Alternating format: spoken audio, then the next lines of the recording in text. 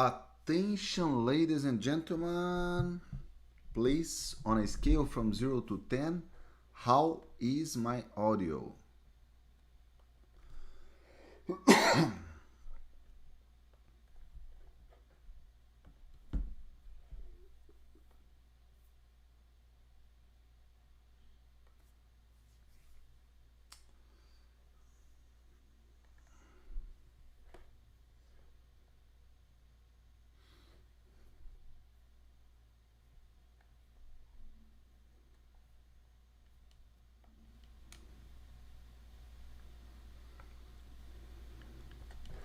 Hello, hello, hello, hello, hello. I think now it's better. Yeah, please let me know. I believe now it's much better.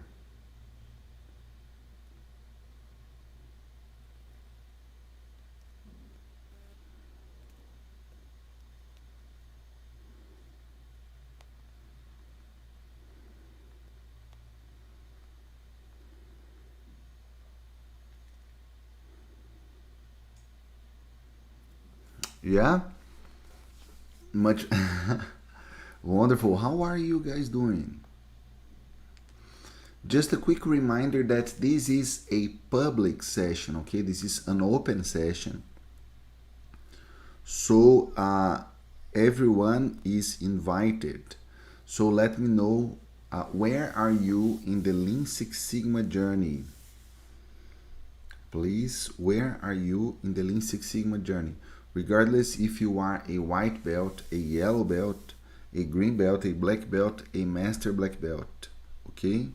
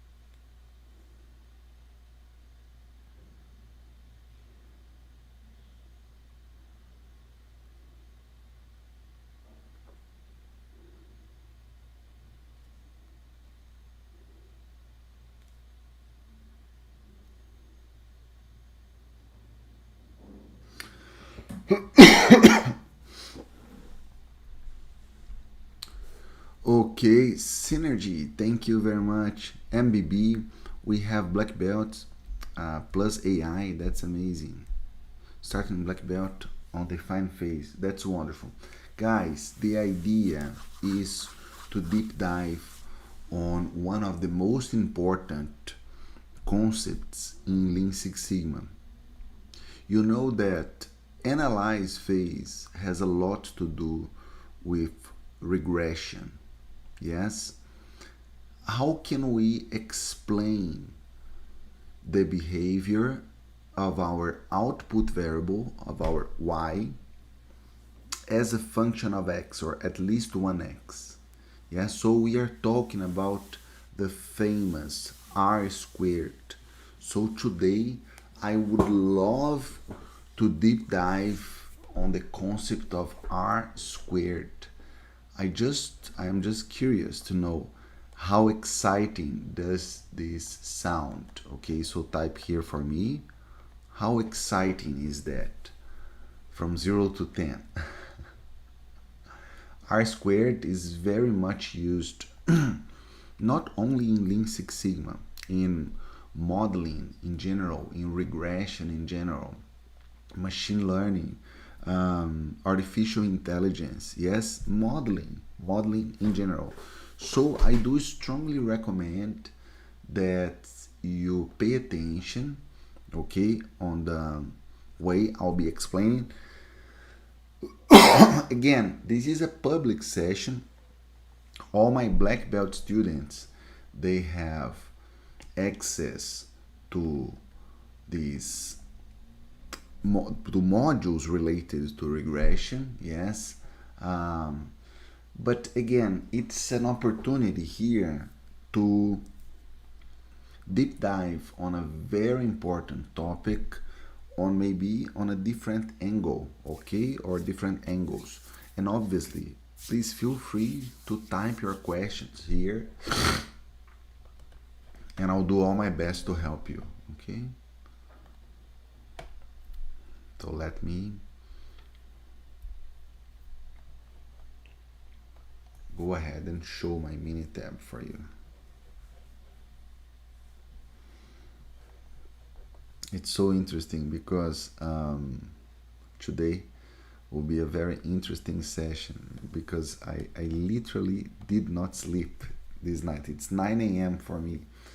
And now it's very cold in Brazil. Very cold in Brazil. And during this time of the year, or you know what? We can use this as an example for regression. I think this is too bizarre. But this time of the year, like the virus and bacteria and all the respiratory problems, they go up, the frequency increases very much. And Arthur, our son, I don't know if you guys know, but I have a 1.5 year old little boy, you know, and it's nothing major, you know, but he's struggling with some weird virus, you know, and so we spent the entire night with Arthur. There's a little bit of a fever, and he's coughing very much, but the doctors are supporting us, and process is in control, but CPK right now is around 0.5 maybe. Sigma level is not that high at this point for my little son Arthur, you know. But I really did not want to cancel this session here, and so let's have some fun. I believe we'll have some fun. And now he's much better. One of the reasons I am running this session is because now he's sleeping beautifully. You know, fever has reduced a little bit, and he's definitely not coughing as he was during the night. Yeah. Thank you, Shanice. Thank you. Yes, he will. Thank you, Vindra. I squared must be a very good friend. Yes, I agree, Vindra. Professor Vindra, I should say. Thank you, Prendon. Thank you. Yeah, it's nothing major, but just to let you guys know, if I go a little bit slow or if I say something that doesn't make sense, you guys know that I am operating at not at my optimal condition. Okay, so please let me know if you guys can see my screen. No, you guys cannot. So properties.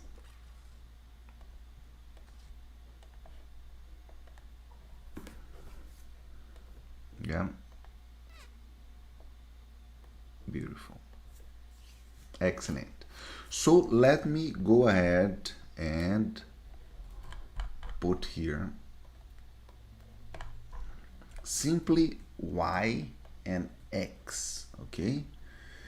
And I need to ask you guys if you understand that, okay? Yeah.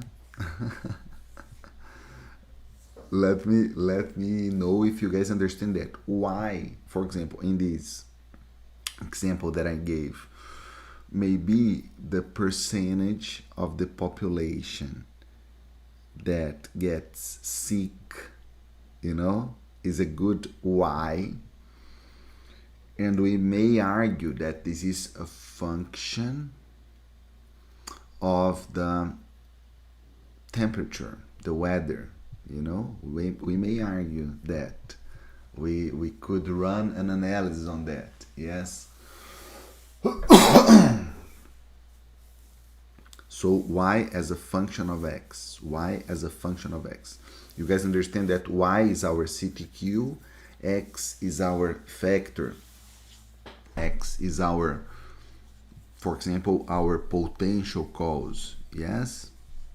So let me go ahead and run an example from the Minitab help so you guys can replicate using the same data. Okay. So if you guys come here, regression, for example, fitted line plot, and let me zoom in. Start regression, fitted line plot. Okay. Then help, and I'm gonna open up the file from help. Okay, the example. And so see, a materials engineer at a furniture manufacturing site wants to assess the stiffness of the particle board that the manufacturer uses. The engineer measures the stiffness and the density of a sample of particle board piece. The engineer used simple regression to determine whether the density is associated with the stiffness of the board. Okay, so let's consider stiffness as y and density as x. Okay, let me open up. Let me open up the file.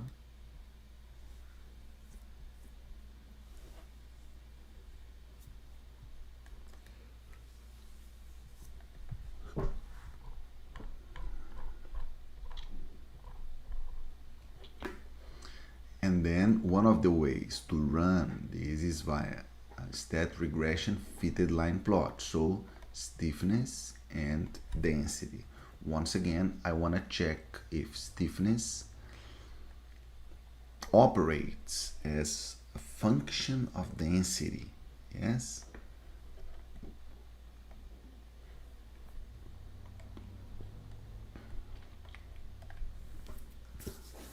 And today I want to deep dive on this r squared. What is 84.5%? And by the way, type here for me, how comfortable are you with this concept? So when you see 84.5%, from 0 to 10, where are you? 0 is, Marcelo, I have no clue what is 84.5%. And 10 is, Marcelo, I think I could explain that. I know this so well that I believe I could explain this to someone. Where are you? You'll be playing the guitar again, happily. Yes, yes. Thank you, Sifuna. Thank you.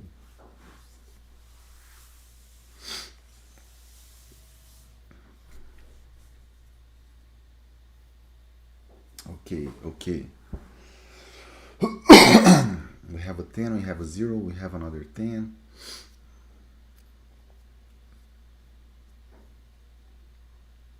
Ten, 8, 10. Okay.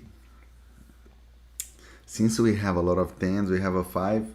I hope I can at least give you guys another angle of explanation, okay? So the very first word that I want to use here with you guys is variation. Variation. Type OK if you see that here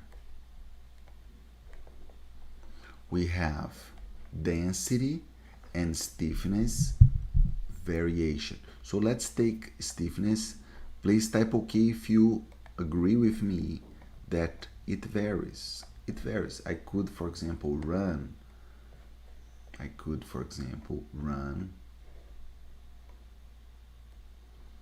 a histogram, or even better, I can run individual value plot, so it's extremely clear. Okay, individual value plot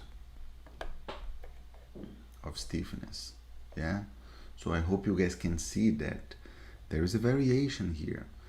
I hope you guys can see via a histogram that there is a variation in stiffness that can be observed by a histogram. Yeah, it varies. Sometimes stiffness is 14.81, sometimes it's 17.5, sometimes it's 7.57, sometimes it's 5.3, sometimes the body temperature of my son is 36, sometimes it's 37, sometimes it's 38 Celsius, sometimes it's 39, yes, as last night. I don't know if you guys agree, but as investigators, as scientists, we should be crazy. We should be addicted to understanding why. So type here happy if you feel happy when you understand why.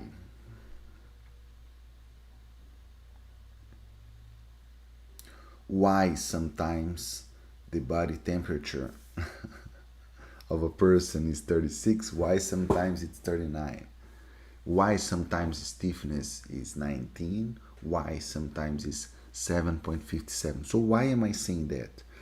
R squared has to do with your ability or capacity of explaining the variation in y. So can you explain the variation in y as a function of x from 0 to 10? How much did you understand that? This is one of the ways to explain r squared. Okay, I can see that stiffness is varying. Can I explain this? For example, when density goes up, stiffness goes up. Oh, interesting. So, Marcelo, what you are telling me is that when density goes up, I can kind of predict. I know that if the weather temperature goes down, I can predict that probably the body temperature of my son will go up. Yes? Are you guys following me? Because there is value in prediction. You guys know that, right? There is value. Because then you can anticipate. Because then you can take actions, maybe to avoid. Since I know that the weather temperature is going down, I may take actions so I can avoid, for example, my son having a cold, Are you guys following me? So R squared has to do with how much, what's the percentage of variation in y that can be explained by the variation in x. Again, what's the percentage of variation in y that can be explained by the variation in x? And normally we operate with R squared from 0 to 100%. Yeah? 0 to 100%. So are we good so far? Yeah?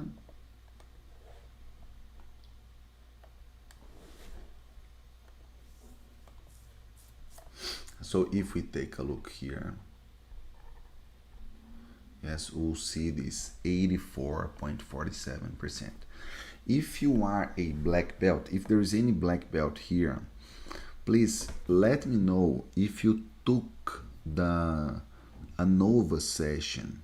If you took the ANOVA session where I deep dive and I explain what is exactly degrees of freedom, how can you find these numbers, how can you calculate sum of squares, yeah, what is exactly mean squared, yeah, F and P. Type here me if you are or if you were a black belt student and you took the ANOVA session, yeah,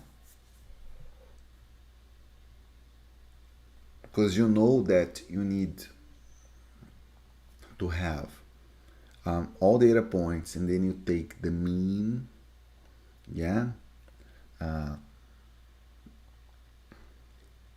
the overall mean, yeah, and also the, let's call the within mean, the mean of each subgroup, and then you start playing, let's say, with squares of the differences between each data point and the mean. I hope you guys remember that. Yeah. So with that, you have a lot of squares. Yeah.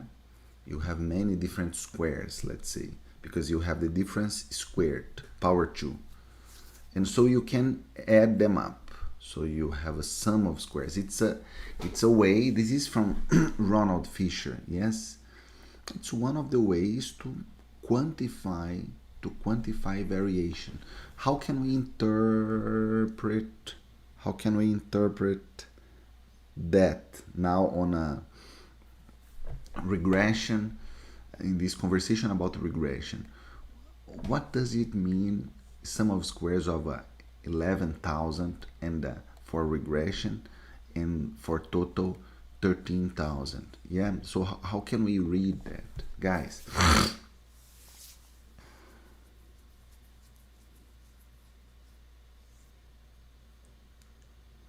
Let me see if I can give an example. There is a doctor, Arthur. Arthur has a doctor that helps us as well. Dr. Leandro.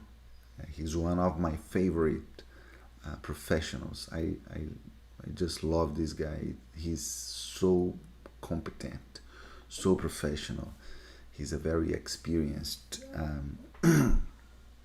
doctor, and thanks God he replies to my WhatsApp messages, and many times he's recommending what to do based on the messages. Sometimes I send some pictures, and when the situation is really not so good with Arthur, then we schedule an appointment. But his assertiveness is just incredible. I truly like his assertiveness. Sometimes there are facts that I tell Leandro that he can immediately associate to something, so he can explain that immediately. But in this 1 year and 7 months of Arthur, I did see,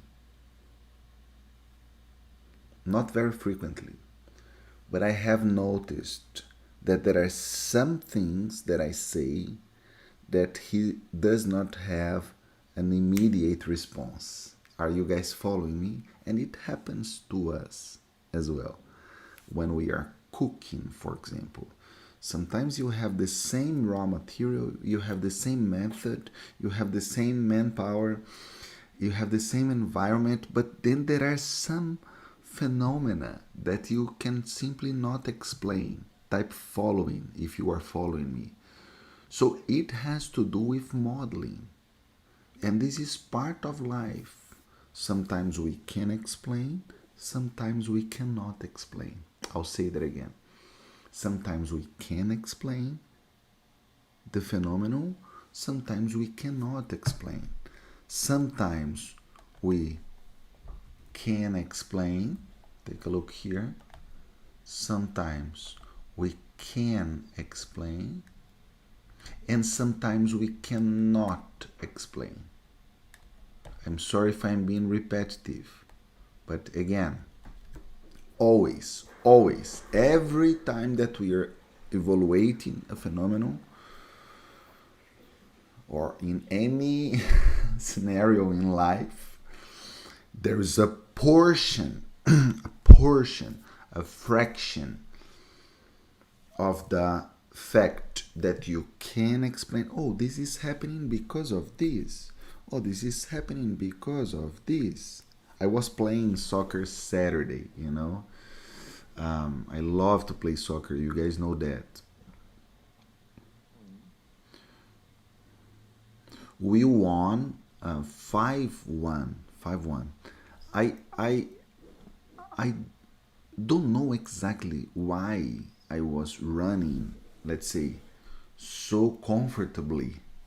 I will not say that I was running fast because that would be inaccurate based on my age, you know. But I was running so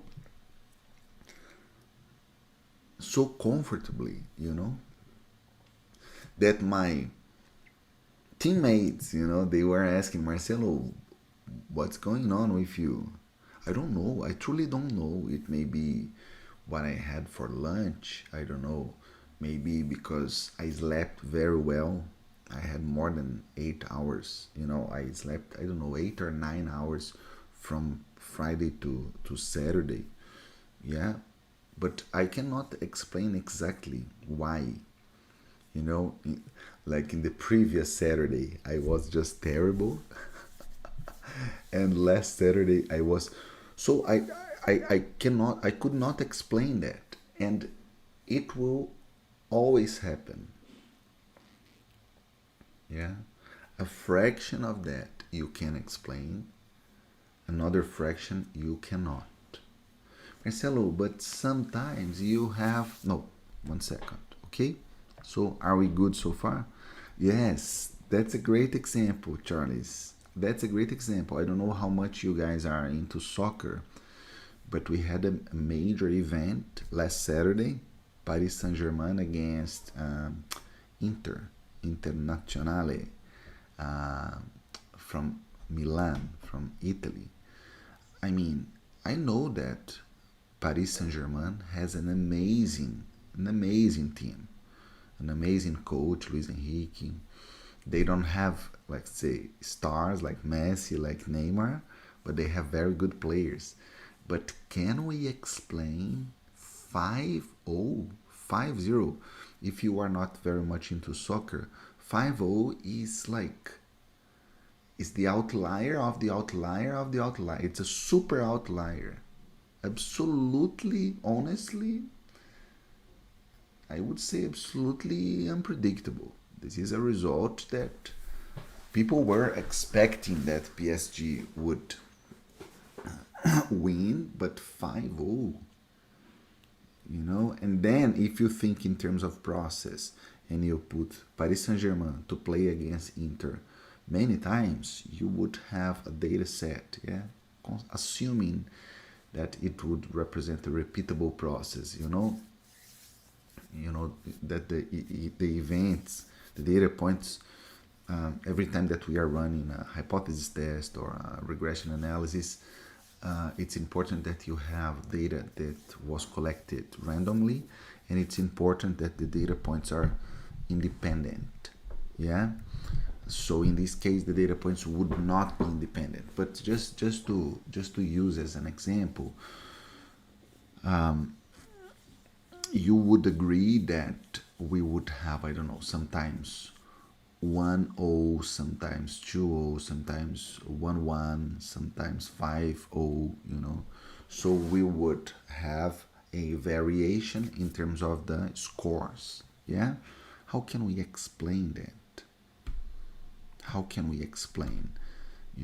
So part of the variation you can explain by the condition of the players, by the temperature, by, I don't know, maybe the words that Luis Enrique said before game.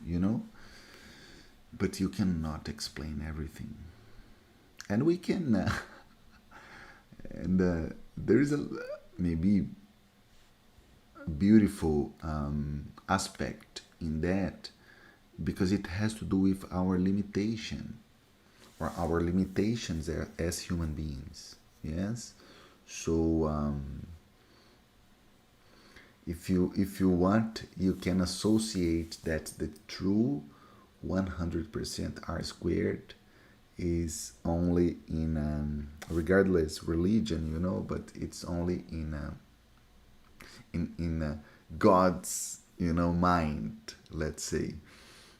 So we can argue that the full explanation will never be in our hands, but we can have an explanation that's good enough for us to be assertive.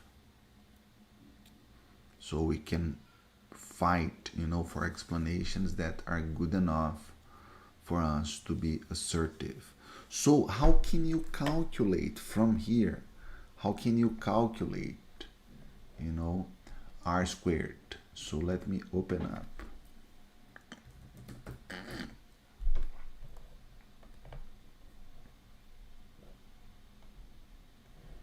Let me open up here the calculator, and it's simple like that. You can take the sum of squares, so it's in fact the numerator of the variance. Yeah. So 11,552.8 divided by total sum of squares 13,676.7. Yeah. So 8447, 0.8447. I hope you guys can see. And then if we take in terms of percentage, if we simply multiply by 100, yeah,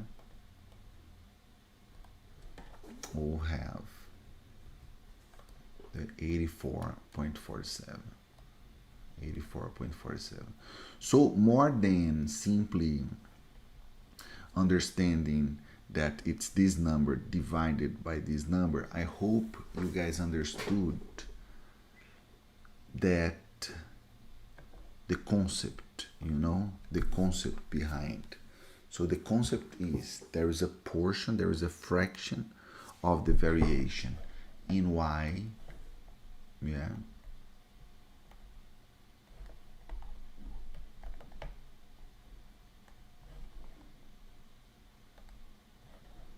so I see that stiffness is varying, yeah. Sometimes you have 8.08, sometimes you have 96.31, and I can explain a good portion of this variation, with the variation in x, meaning if I have x, I can explain and sometimes predict the y. From 0 to 10, how much are you guys following me? From 0 to 10, how much are you guys following me?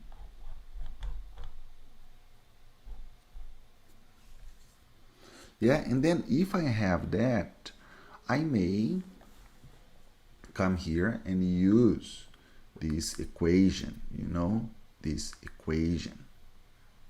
Yeah. That's good. I see many 10s, but I see a 7. And I love when I have that. When I have like many 10s and then a 5 or 7. Because then it's a chance for me to explain in a different way. So if possible, Charles, Tell me what you did not understand so I can rephrase and I can explain you in a different way. If possible, Charles.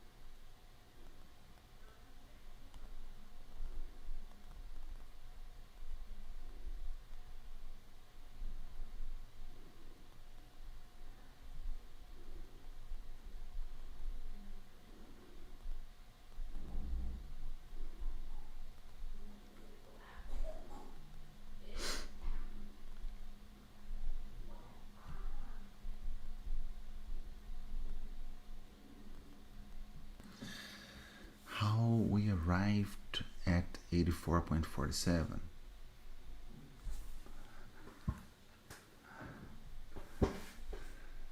So it's just by dividing, sum of squares of the regression by total sum of squares. Okay.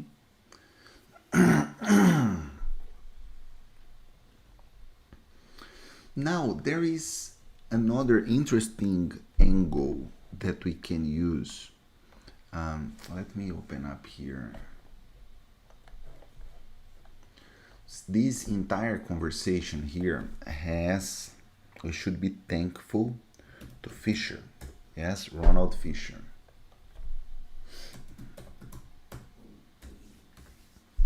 To Ronald Fisher.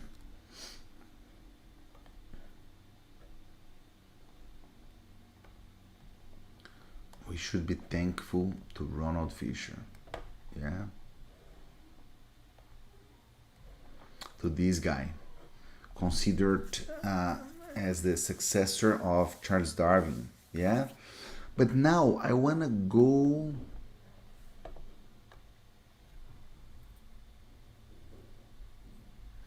back a little bit and talk about Carl Pearson.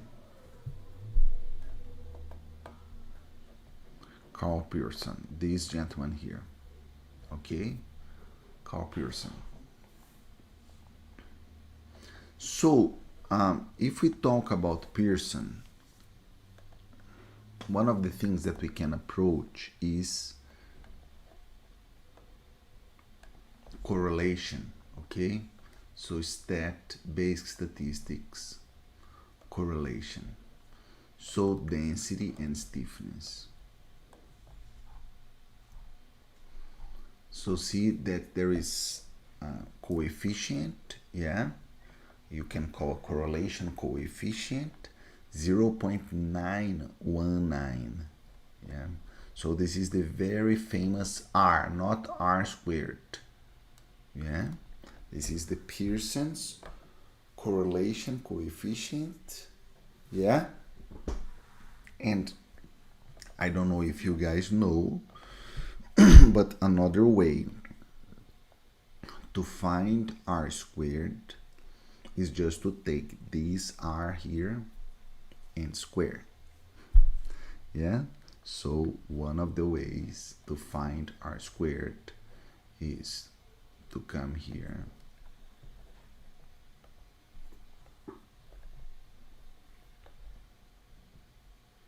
take this 0.919 and power 2, okay? So 0.8446. There is some rounding error, but you can fix that if you increase the number of decimal places. So if you take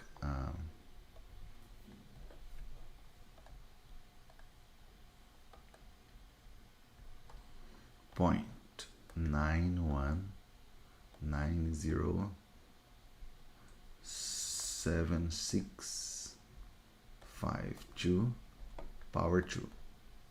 Yes, 0.8447. That once again is exactly r squared. Okay, so just a different angle. If you are a little bit nerd, from 0 to 10, how nerd are you? From 0 to 10. If you are a little bit nerd and you didn't know that, probably it brought tears to your eyes, you know? So we have different ways, you know, to find the same number, to reach the same number, okay? Yeah, I'm glad to know that. Guys, I hope this session was helpful for you. It's a short, objective message for you guys about something that is very important, r squared, okay? And once again, this is not a Lean Six Sigma topic only, you know? This is used, r squared is present in many other areas, different areas. I hope that was helpful for you, okay? Thank you so very much, and thank you for your patience, and I hope my energy was good enough, you know, to keep this meeting as we had scheduled, you know, with you guys. Thank you so very much. This session will be available. You can rewatch, you can share. This is an open public session, okay? So feel free to share this link with anyone that is interested, okay, in understanding r squared. Thank you, Catherine. Thank you, Monval. Thank you, Prandan. Thank you, Mufumalelo. Thank you, Vindra, my friend. Professor Vindra. Thank you, Synergy. Thank you. Bye bye, guys.